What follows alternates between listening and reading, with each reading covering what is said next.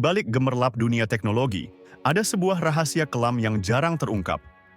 Sebuah profesi yang menjanjikan gaji fantastis, namun diam-diam menggerogoti kesehatan mental para pelakunya. Ini bukan tentang kode yang rumit, melainkan tentang harga yang harus dibayar. Kita bicara tentang para penjaga gerbang digital, pahlawan tanpa tanda jasa di garis depan perang siber. Mereka adalah profesional cyber, network admin, dan insinyur IT yang setiap hari berhadapan dengan ancaman tak terlihat. Gartner, lembaga riset terkemuka, telah mengeluarkan peringatan serius. Mereka memprediksi gelombang burnout massal akan melanda industri ini. Ini bukan sekadar kelelahan biasa, melainkan kondisi kronis yang menguras habis energi fisik dan mental. Bayangkan ribuan notifikasi, peringatan keamanan yang tak henti-hentinya membanjiri layar Anda. Setiap bunyi, setiap kedipan adalah potensi ancaman yang harus segera ditangani.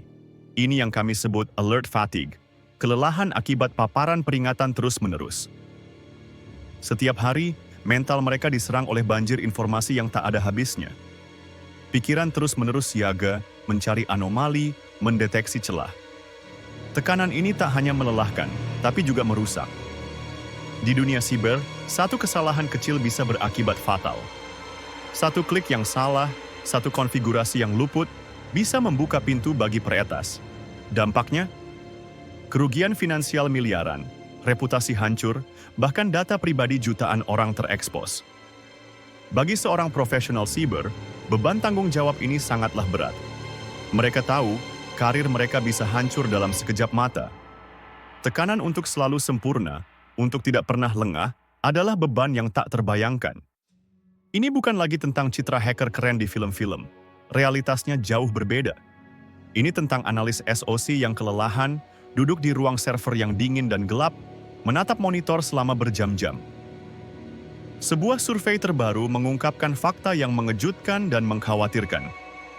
Lebih dari 50% profesional siber melaporkan mengalami gejala burnout yang parah.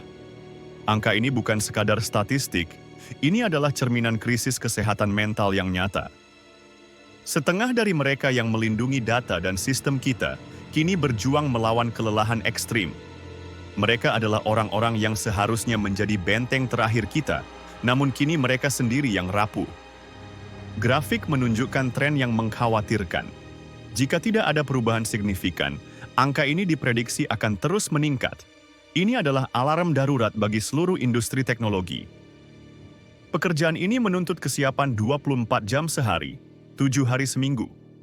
Ancaman siber tidak mengenal jam kerja.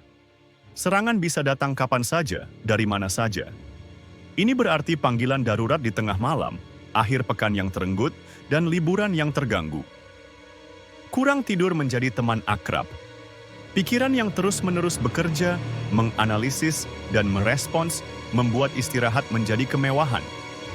Tubuh dan pikiran mereka terus-menerus berada dalam mode siaga tinggi.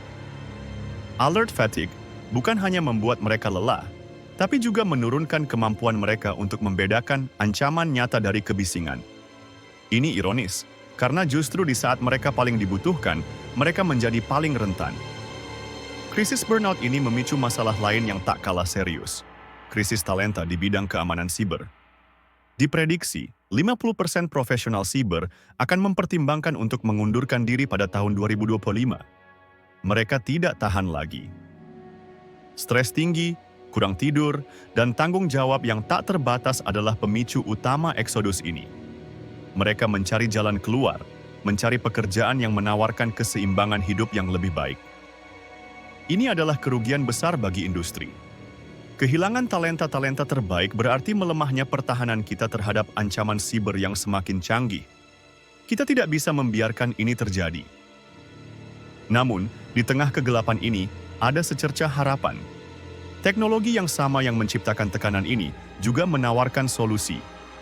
Kecerdasan buatan, atau AI, adalah kunci untuk meringankan beban. AI dapat mengotomatisasi tugas-tugas rutin dan berulang, menyaring alert fatigue, dan membantu mengidentifikasi ancaman dengan lebih cepat dan akurat. Ini bukan tentang menggantikan manusia, melainkan memberdayakan mereka. Dengan AI, profesional siber bisa fokus pada tugas-tugas yang membutuhkan pemikiran kritis dan strategi, bukan lagi tenggelam dalam tumpukan notifikasi.